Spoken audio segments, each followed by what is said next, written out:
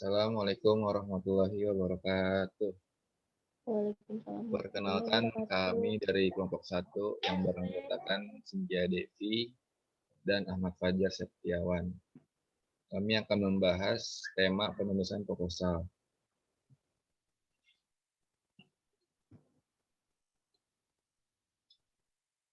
Pendahuluan. Menurut Sitepu 2013, proposal bermakna usulan yang merupakan hasil dari kegiatan mengusulkan atau propose dalam bahasa Inggris.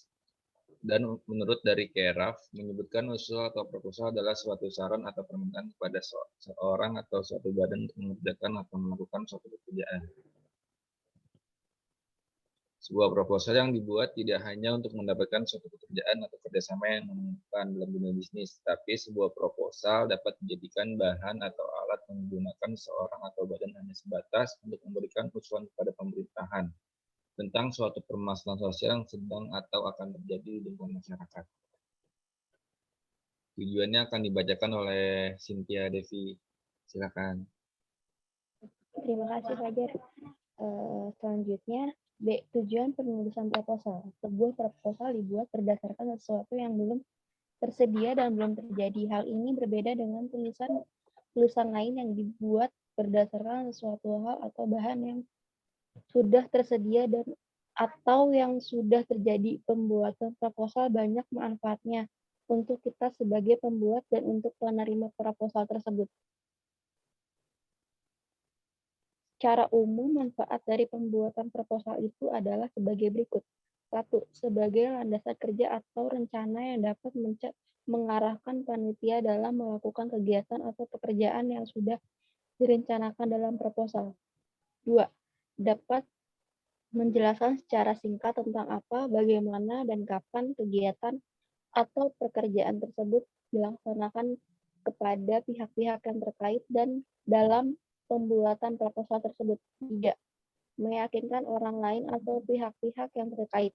Dalam hal ini, donatur untuk memberikan dukungan baik segi material maupun finansial dalam melaksanakan kegiatan atau pekerjaan yang sudah direncanakan dan disepakati oleh pihak-pihak yang terkait.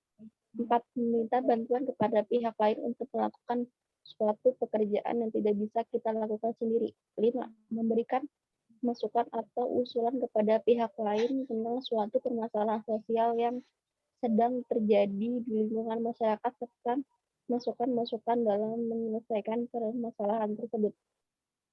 Secara umum, Selanjutnya tujuan penulisan sebuah proposal adalah sebagai berikut. Yang pertama, permohonan bantuan kepada pihak lain. Yang kedua, penerapan suatu kegiatan yang berkaitan dengan pihak tertentu. Yang ketiga, permohonan izin melakukan penelitian yang bersifat formal. Yang keempat, perencanaan sebuah pekerjaan yang bersifat formal. Yang kelima, permohonan bantuan dana kepada pihak lain. Dan yang keenam, sebagai masukan atau usulan tentang suatu permasalahan kepada pihak lain yang berkepentingan. Dari tujuan penulisan proposal tersebut akan menentukan jenis atau bentuk sebuah proposal yang akan dibuat. Karena bentuk sebuah proposal tergantung pada tujuan dan jenis kegiatan yang akan dilakukan. Jenis proposal. Secara umum, proposal dibedakan menjadi proposal formal, proposal semi-formal, dan proposal non-formal. Proposal formal adalah proposal yang dalam penyusunannya memenuhi persyaratan-persyaratan formal. Bentuk proposal formal ini di dalamnya terdiri dari bagian pendahuluan, bagian isi, dan bagian penutup. Biasanya proposal formal ini dibuat untuk suatu kepentingan yang formal juga, sedangkan proposal semi-formal dan non-formal merupakan proposal yang dalam pembuatannya tidak terlalu mengikuti konvensi atau persyaratan-persyaratan yang berlaku dalam naskah formal. Menurut Keraf, macam-macam bidang yang biasa dijadikan sasaran dalam membuat proposal. Yang pertama adalah penelitian, yang kedua pengembangan, yang ketiga perencanaan, yang keempat adalah pemasaran. 1. Proposal formal. Dalam persyaratan formal ada 3 bagian utama yaitu bagian pendahuluan, bagian isi, dan bagian penutup. Bagian pendahuluan terdiri dari surat pengantar atau memorandum pengantar, selanjutnya sampul dan halaman judul, dilanjutkan daftar isi dan penegasan permohonan.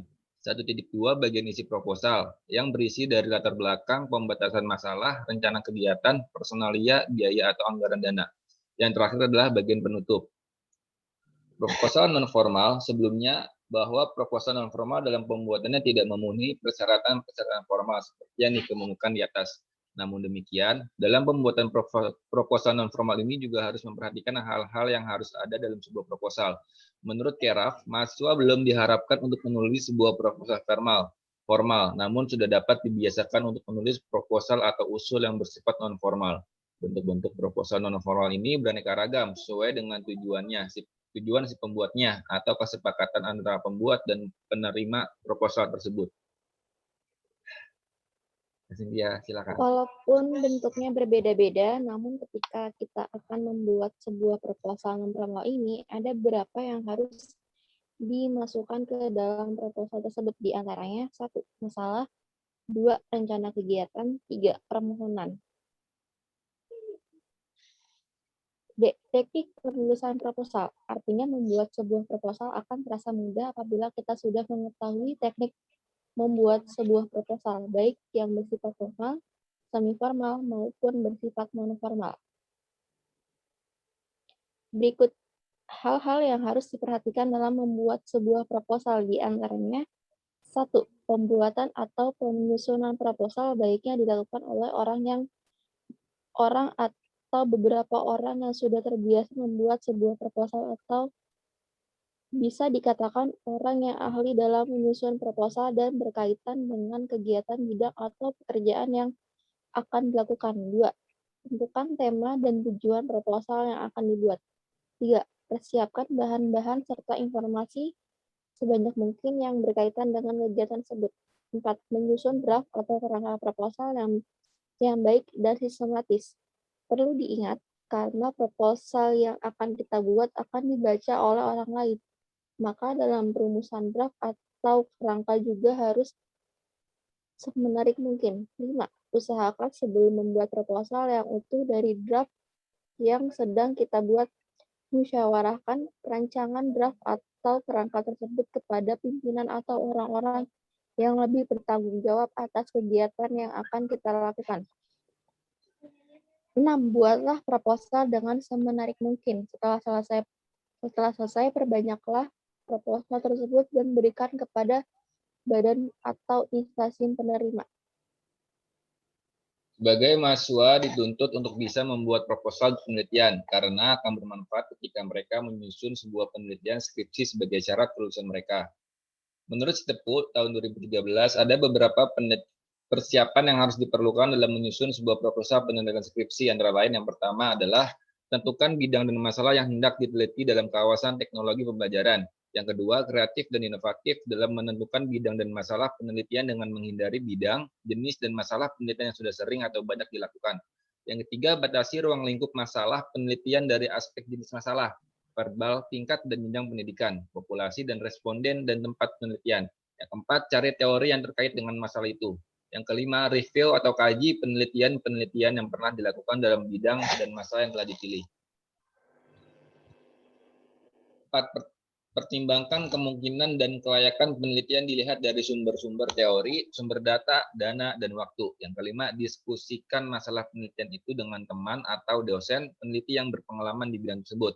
Yang keenam, pegang teguh bahwa Anda adalah pemilik penanggung jawab pelaksanaan dan hasil penelitian. Pemikiran orang lain adalah sebagai masukan untuk memantapkan Anda mengambil keputusan dalam menyusun proposal penelitian serta melaksanakannya kemudian hari.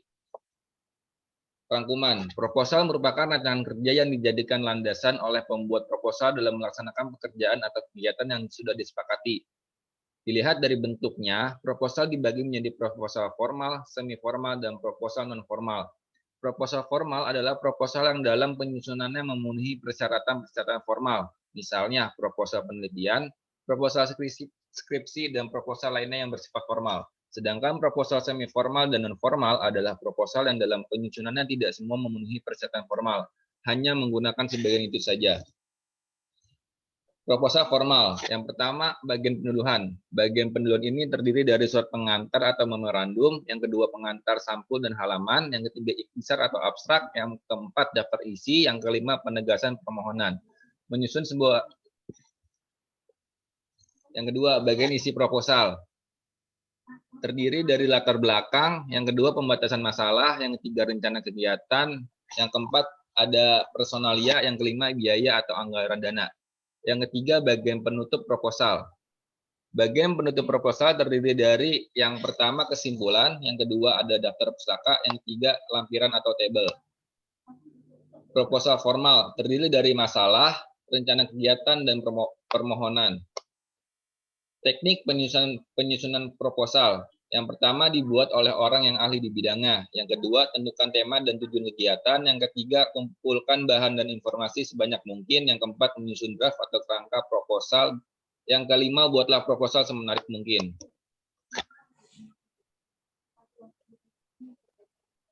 Sekian dari kelompok kami. Terima kasih, Bu. Assalamualaikum warahmatullahi wabarakatuh.